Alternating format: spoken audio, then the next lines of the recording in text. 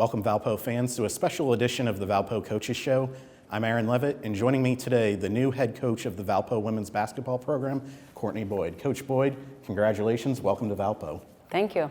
Excited to have you here on campus, your first day here officially as head women's basketball coach, a press conference earlier today, and now the coaches show here. Just want to go back and kind of look back in your coaching journey, a number of stops along the way.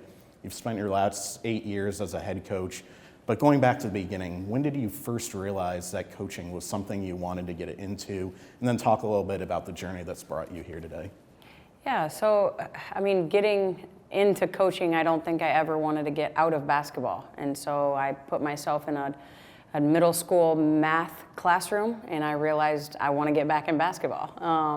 I loved the kids. I loved who I was working with, but I just knew that wasn't where I wanted to be forever. And so I started to get into a little bit of AAU, worked with the middle school team, just knew that was the only way. I was retired at that point, so that was the only way I was going to be able to stay around the game and the competitiveness. And I had an opportunity to be a student assistant while I was doing my student teaching at Dixie State, now Utah Tech, where I graduated. And then from there, I moved back home. I took a volunteer assistant coach position.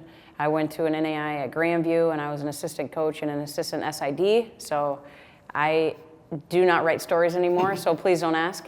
But I then went from Grandview as an assistant coach, and I actually went backwards, and I went to get my master's degree after being a full-time coach at Grandview. In Des Moines, Iowa, I went to Augusta, Georgia to be the grad assistant, which was the only assistant coach on staff at the time. So I got a lot of experience there, and from there I took a head coaching job at AIB College, which is a very small college back in Des Moines, which is where some of my family is. The University of Iowa, they bought out our business school, and that was that.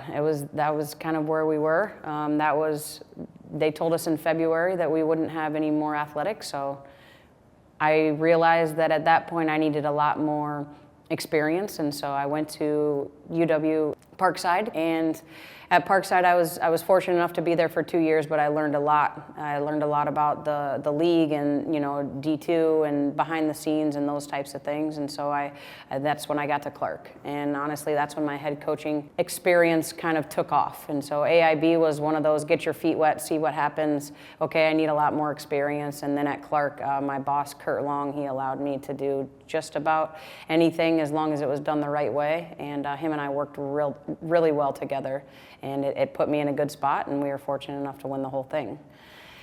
After we won the national tournament, my 6th year at Clark, I got an offer to go to Quincy University NCAA Division II, which was closer to my parents, my hometown. So I took that opportunity, and first year we had a lot of things that we needed to clean up and fix, and second year we were fortunate enough to win the conference tournament championship. So I feel really fortunate with the amount of time that I have been able to be in this sport, but the success I think are the things that I remember, and whether that was a player or a coach, I feel very fortunate to have this opportunity. You referenced your last 2 stops, the stint at Clark. Clark had been solid before you got there, but you take them to that next level. You win the national championship there. Quincy had really struggled before your arrival, 25 wins last year, a conference tournament title. What can you take from your learnings from those 2 stops that you can apply as you step into the situation here at Valpo? I think every spot has their stuff, right? You have to figure out what works for each spot that you are. The people that I recruited at Clark, some of those people wouldn't have fit in with the dynamics at Quincy, and the same thing. Some of the people that, and obviously different levels, so there's some that as far as skill level and talent level, but there are good players everywhere, and they're sometimes easy to find, and sometimes you have to do a little more digging. But where I pride myself and our staff is there are certain people we're looking for, and there are certain people. Everybody can go to the court at a big event and point out out the top 2 players on each court. Every coach should be able to do that.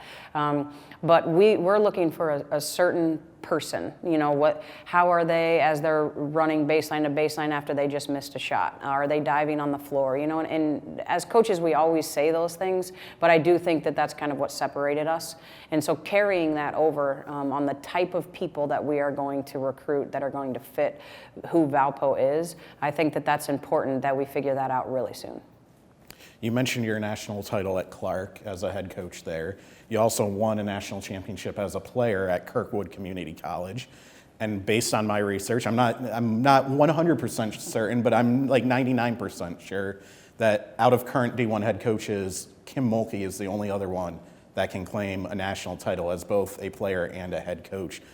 Not saying you'll have that level of success right away here, but does it help when you're trying to instill a winning mindset into a program to be able to come at it with the perspective of, hey, I've been to the pinnacle, I know what it takes?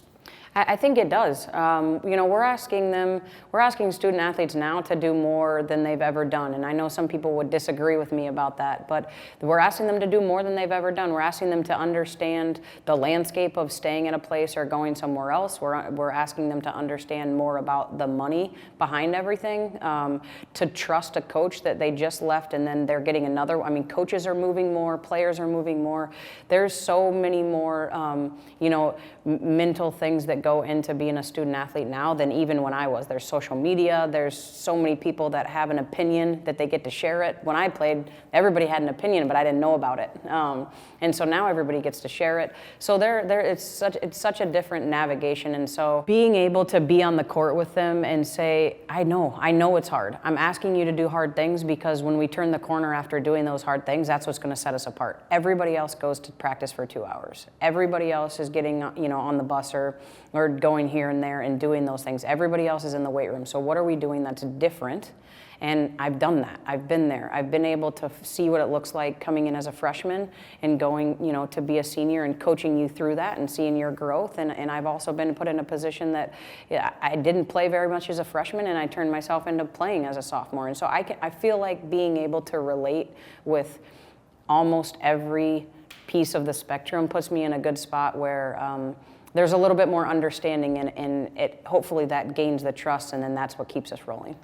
You kind of touched on it a little there, but the amount of movement these days with players, kind of a two-part question. One, on the one hand, how do you build a program that instills a culture where the players stay in this day and age? And then on the flip side, with all this movement, as you look toward your roster construction, is it maybe a little, I don't want to say easier, but the rebuild process doesn't have to take as long these days? Yeah, I think to both of them, I think that there's pros and cons, just as anything. But the first would be getting them here and getting them to stay. I think, well, one, you have to win, right? There's something to be said for having a great experience and being able to share those experiences with people in the community, in the university, with your professors. That's a shared memory that you can have with each other if you're winning. And it's not all about winning, but it's the way that we're going to win. I think people are going to want to be a part of that. And so we have to make sure that we're creating an environment that people want to be. And then if they come and they say, Coach, I'm looking to transfer, I want to do these things, then I can actually sit in front of them and say, what don't you like? What are you looking to transfer for? What don't we have that you need? And just so you know, you enter yourself into the portal, then if it's for money purposes, okay, this is what that might look like. If it's for coaching purposes or winning purposes, like all of those things have to be navigated, but if we put ourselves in the best position possible to retain them, I think that sets us apart to be able to have that conversation and hopefully keep them here because they're enjoying their experience as opposed to, making it, if we truly are about us, then hopefully they want to stay, because if not, then that's when it becomes about them. And then the second half of that question, navigating, do I think that it's going to be easier to climb the ladder as far as where our team needs to go and, get to the next step? I think that's a twofold, and it just kind of depends on you need 4-year players. You have to go after, freshmen, and I know that that's probably something that some people disagree with, but I'm a relationship person, so if I only have you for 1 year, it's really hard to continue that relationship. But there is a time and a place to bring in the correct personality that might only have a year or two left. I was a junior college player myself, so if I can't recruit a junior college player because they won't be here for 4 years, it's a little bit contradicting. So I think that being able to tap into a little bit of every space, it does allow you to build a little faster, but you have to be careful of the reason why you're bringing them on the team, and then that's when you have to figure out how fast is it going to be, but is it sustainable? And if we can sustain it, then that's exactly what we'll do. Well, you've got 7 months to build your team and get them ready to play. And so when fans come to the Arc here in November, see your team play for the first time, what are some adjectives that will describe what they see from your team out on the court? Energy. I think that that's going to be a big one. We will play with a lot of energy, and if our team isn't playing with a lot of energy because they seemed focused on what they're doing, then our bench is going to carry that energy.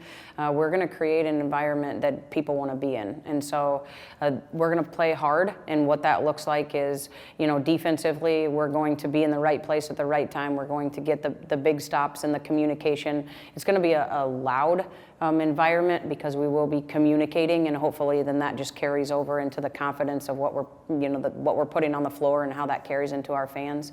But if I were to say, one thing, I think that we will be, and we have to be a gritty team. Because to start out, we're going to be meshing two teams. We're going to be meshing a team that's returning from previous coaches and previous styles, and other players that are coming from all different coaches and all different styles. And so we have to make sure that when we show up, we are prepared and we are playing hard. And then after that, hopefully our preparation puts us in how exciting are we to watch, how tough are we. But I think that the consistency of the product that we put on the floor, we will be a high energy group. The 9th head coach in Valpo women's basketball history, Courtney Boyd. Coach Boyd, welcome aboard, and happy to have you here. Look forward to seeing what you put out on the court here in a few months. Thanks so much for having me. Happy to be here. This has been the Valpo Coaches Show, brought to you by Lakeshore Bone and Joint Institute.